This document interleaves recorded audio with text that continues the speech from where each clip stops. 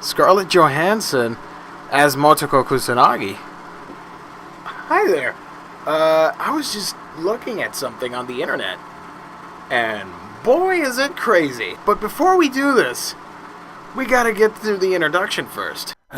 And now, a conversation piece. This is The Rundown.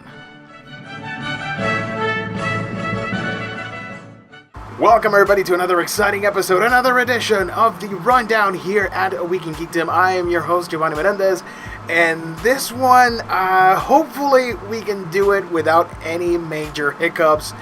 And I'm putting on my flame shields because I think the Ghost in the Shell movie is gonna kick some ass. There, I said it.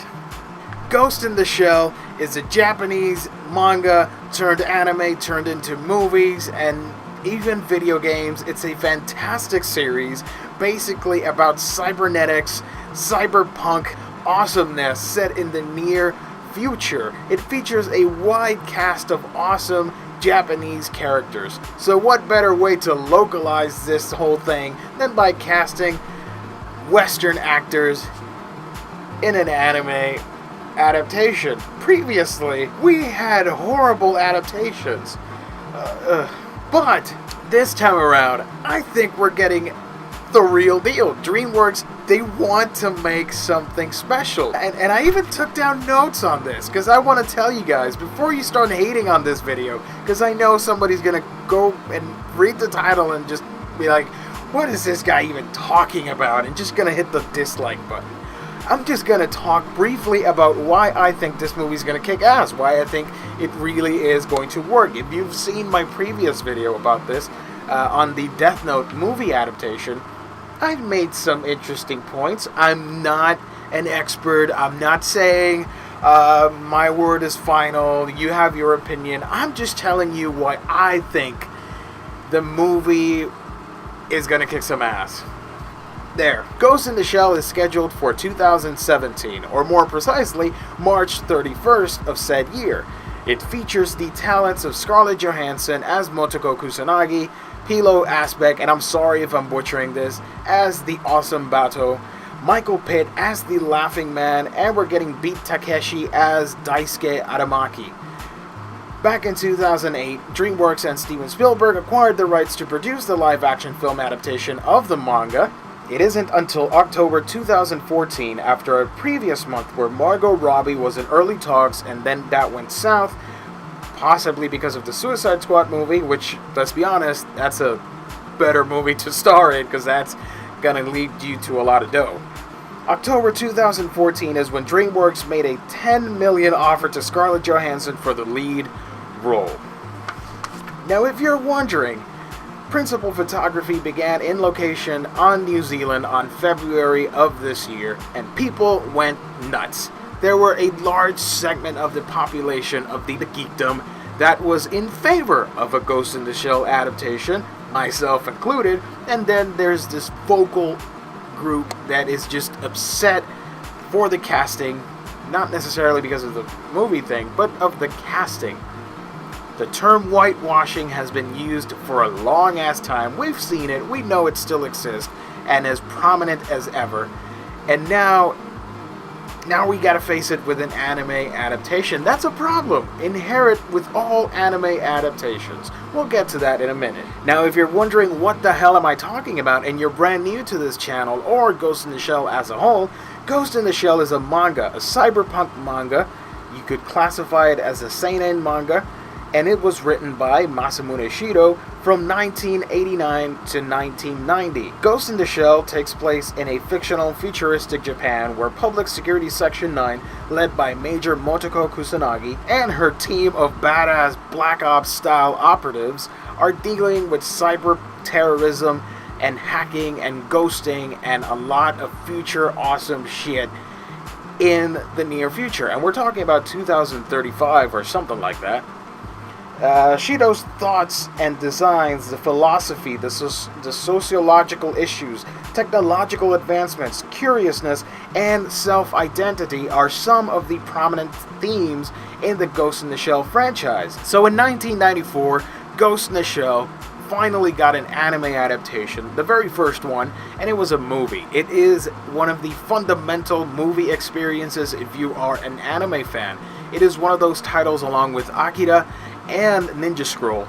Those three movies, you could easily recommend it to anybody to kickstart their journey into anime, at least in chronological order. And by that I mean, you got exposed to those titles. If you're of my generation, you saw Akira, you saw Ninja Scroll, Ghost in the Shell, and then you proceeded to marvel in awe as you watched Pokemon, Sailor Moon, and Dragon Ball Z on your television sets back in 1999 and 2000, and so forth, and then Toonami, and all the wonderfulness of Japanese animation. Now that movie in 1994 adapted the story of the puppeteer against Motoko, and it was just amazing. I loved it. It's one of the best animated movies of all time, in my opinion, and it still holds up. Pop in, look at that detail, look at that attention to detail, folks. That is a kick-ass movie. Now, back in 2002, we had an amazing adaptation that is one of my favorite anime series of all time. It is the Ghost in the Shell standalone complex series, which basically took the concept of the manga and the 1994 classic movie and just adapted it in serialized form on television, and it was just spectacular. And it starred the Laughing Man. I bring the Laughing Man to this video because Michael Pitt is playing the character, which was a super class A hacker and a corporate terrorist. These are all prevalent themes in today's society. After that, we received the second gig, which was basically the second season, then the Solid State Society, which began my awesome joke that the Ghost in the Shell franchise has the longest titles ever. Because seriously, Ghost in the Shell, Standalone Complex, Solid State Society is a hell of a long title. Then we received the reboot, Arise, which was, it's okay, it's gorgeous. It's not necessarily the best one, but it's amazing, along with the new Ghost in the Shell movie, which is the sequel to the Arise movies. So here we are today. After all that nonsense that I just spoke, we're talking about the new Ghost in the Shell movie. Well, not the anime one, but the movie starring Scarlett Johansson that has divided the anime community, or at least the Ghost in the Shell fandom. You're gonna talk smack about me that I'm totally wrong on this, but this is just my opinion. I just want to tell you why I think it's gonna rock. First of all, I just want to address the fact that we're getting a Ghost in the Shell freaking movie. That is amazing. Now here's the problem with that. Ghost in the Shell is such a Japanese-centric story, from its storytelling to its characters to its central plot to the whole dynamic of a Japanese futuristic society. It's very Japanese-oriented, and that represents a problem when you're trying to adapt it to the big screen. You're gonna have to localize it, but that is one of the bigger problems, especially with all types of anime. They're not going to adapt, or until recently, they weren't going to adapt Western characteristics. They were just going to do localized tales using the Japanese figure, because that's what you do. It's when you write a superhero comic. You know I'm a big superhero fan. If you write a Spider-Man comic book, you are not going to write him in another nationality or ethnicity. I mean, you could, hence the case with Miles Morales, but they are Western characters. They do not feature Asian traits, because that's, unfortunately, that predominant trait. You draw these characters, and I'm talking way back in the 60s, you draw them with what you saw in the streets. Same with Japanese anime. They are going to base off all their characters out of a stereotypical Japanese persona, and by that I mean, you know, that's your basic template, because that's where you live. That's all the characters that you interact with. So that presents our very first problem with this adaptation, and it's just the fact that it's very anime-ish. But on the other hand, think of the subject matter. This is a future where technology is able to surpass the limitations of humanity as a species as we know it. This is a future we're ghosting, we're ghost hacking, where you have cybernetic implants and bodies, where the concept of the soul, does the machine have a soul? Is the soul, do you have it regardless of the machine, of the husk you are wearing? These are some of the many themes explored in the Ghost in the Shell franchise. And I'll just say this right up front, if we're talking the whole Scarlett Johansson thing, I'm really glad she's there. One, you're finally getting a Ghost in the Shell movie. I don't mean we need one, because I'll be honest with you, I don't really need live action adaptations of Ghost in the Shell, because they don't need it. The show and the manga and everything is just perfect the way it is. But if we're going to have one, I'm really happy that we're getting one, because unfortunately, there's not a whole lot of strong, like, Western female characters, actresses that you could just headline across the globe.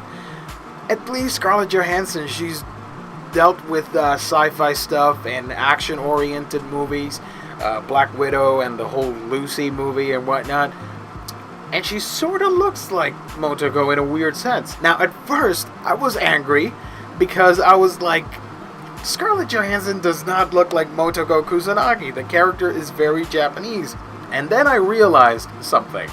If you watched the show, if you read the manga, you know that Motoko, and spoilers?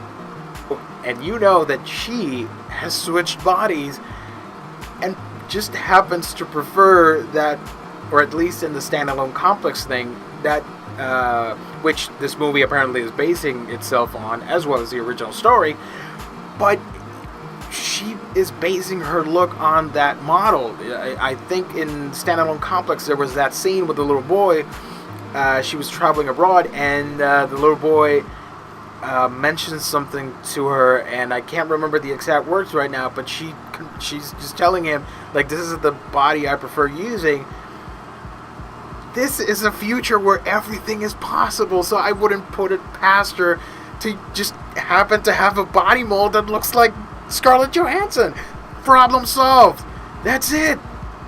And look, if you're talking about diversity, at least you're getting the awesome Beat Takeshi as Daisuke. At least we're getting somebody Japanese in this movie.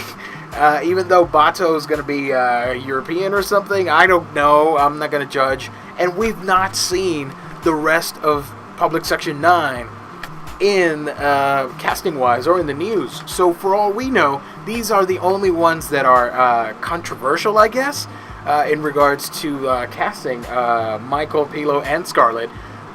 But maybe the whole rest of the team is just Japanese and Asian actors, and I wouldn't really mind. Well, with those, yeah, they're not as augmented as Motoko is. But that's what I'm getting at, folks. You have to suspend your disbelief a little. It's a movie. A movie where you can hack the brain and the soul of an individual through the internet and all these weird sci-fi concepts and politics. By the way, this is a very heavy political show. It's part of the thing that makes it so appealing. If you like politics, the science of politics, you're gonna love Ghost in the Shell, especially the TV series Standalone Complex, because it really goes into the whole moral dilemma of politics versus morality and like spirituality a little bit, and it touches a lot of themes. It's really cool. It's a great show and it's a great comic. So honestly, I am not that bummed out about it. I welcome it. I want audiences, people that would not give a shit about anime. I want them to look at that and say, if it's done well. Because if the movie sucks, then it's going to be a whole different tune. But I want them to look at that movie and say, you know what? They did a good job. I want to read more about that Ghost in the Shell crap, or watch that show. It's an entry-level drug, and I think if we're really pushing for more anime live screen adaptations, I think that's what we need. I think we need something like this that's obviously going to be a big blockbuster, instead of trying to reboot and remake stuff like Speed Racer and Akira and all these old shows from Astro Boy and all these classic anime that unfortunately have done poorly in regards to Western adaptations. So we need more dynamic stuff like this. We need more action-oriented shows to get everybody hooked in. And I think this is the type of anime that could do that could break that mold and do something smart, intriguing, with a political suspense, with cybernetic, with terrorism. Everybody's talking about terrorism these days. This is the movie, this is the thing that started it all when it comes to complex stories in my Japanese anime. Now you're probably telling yourself, this guy doesn't know shit. Obviously you need there's so many great Asian actresses. Unfortunately, I don't like citing people. Max Landis told it beautifully. Because of Scarlett Johansson, because of that star power, we're gonna see this movie happen. Now, something like Pacific Rim, which, yes, a lot of people did see, but unfortunately did not have that grandiose, and I hate to say it because it sucks, it shouldn't be this way. It didn't have that grandiose casting that everybody went like, you know what, even if it's giant mechas fighting huge kaiju monsters, I'm gonna go see it.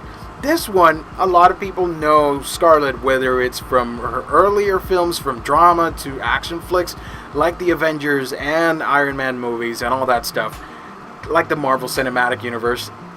People are going to go see it. That's what's exciting about this. And a lot of people were complaining about the whitewashing, and but you gotta understand, and a lot of people in Japan are just saying, you know what? Yeah, there's so many problems right now in the world that, yes, it sucks, but what are you gonna do about it? That's sort of the attitude I got from some of the posts I've seen on Japanese forums that obviously I read translated because I don't understand the kanjis and whatnot. You know, ever since her casting was announced as the lead actress for Ghost in the Shell, the production has been met with controversy, and there was even a petition launched to replace Johansson with a Japanese actress.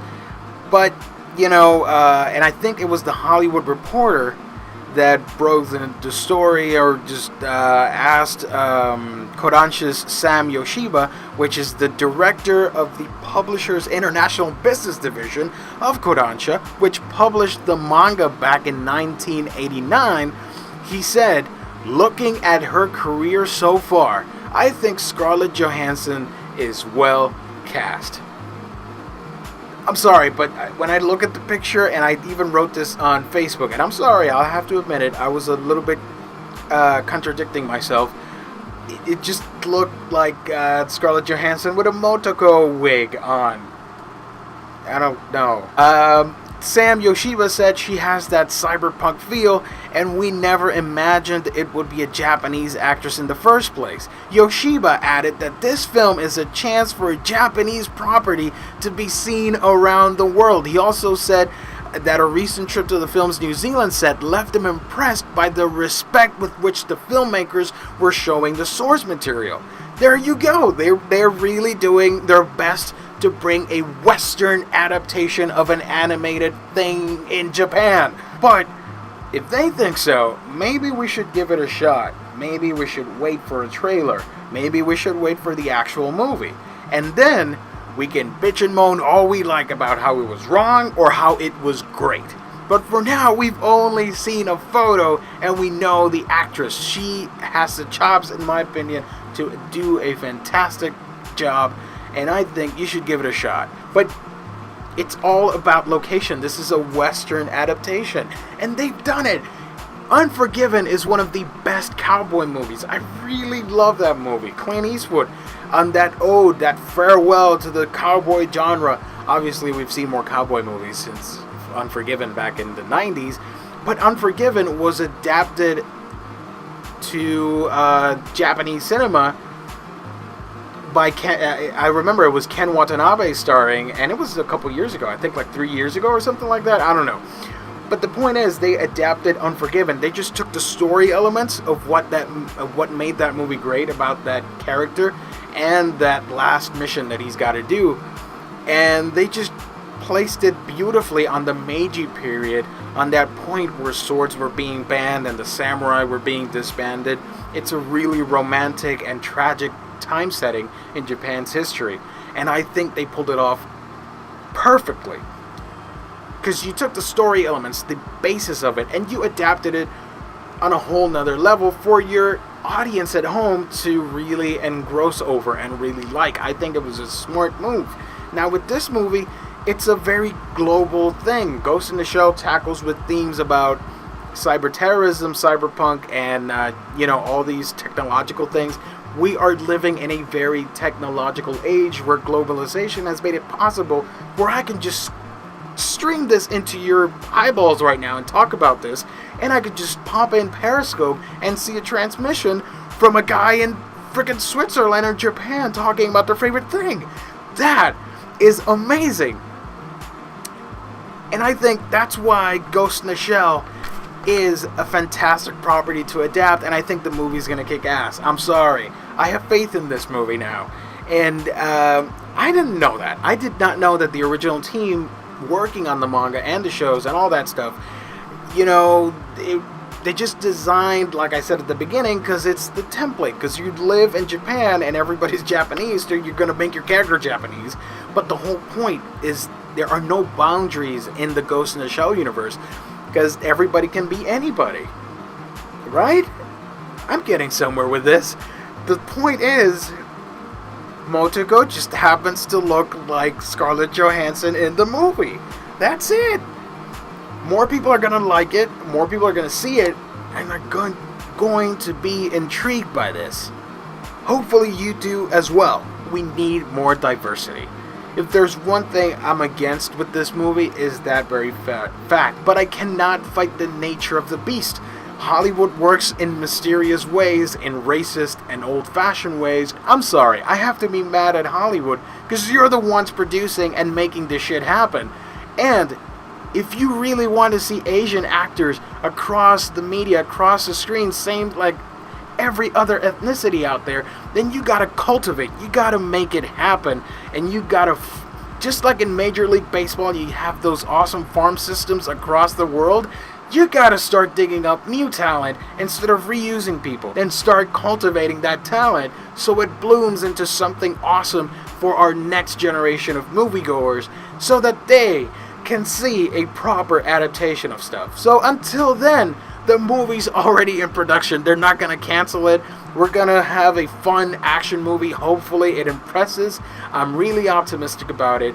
They've got some talent in there, and this movie is ripe for a Western adaptation.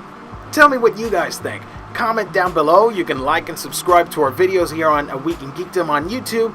And of course, you can follow me on your favorite social media platform, from Facebook, Twitter, Instagram, Snapchat, Tumblr, and Periscope. Just type A Week in Geekdom and I'll be there for you guys. So tell me below, do you like the idea of the Ghost in the Shell movie? What do you think about Scarlett Johansson? That and much more. Let's get talking, because we need more of this talk, I guess. I'm rambling. I gotta go. I'll catch you guys on the next video. Thank you for tuning in to another installment. You can keep the conversation going through your favorite social media platform. You can like and subscribe to our YouTube page, follow us on Twitter, like our fan page on Facebook, and favorite our pics on Instagram. You can also write to us for feedback, suggestions, and such via aweekingeekdom@gmail.com. Until next time. There would be a controversy no matter who starred. That's true. I should have opened with that.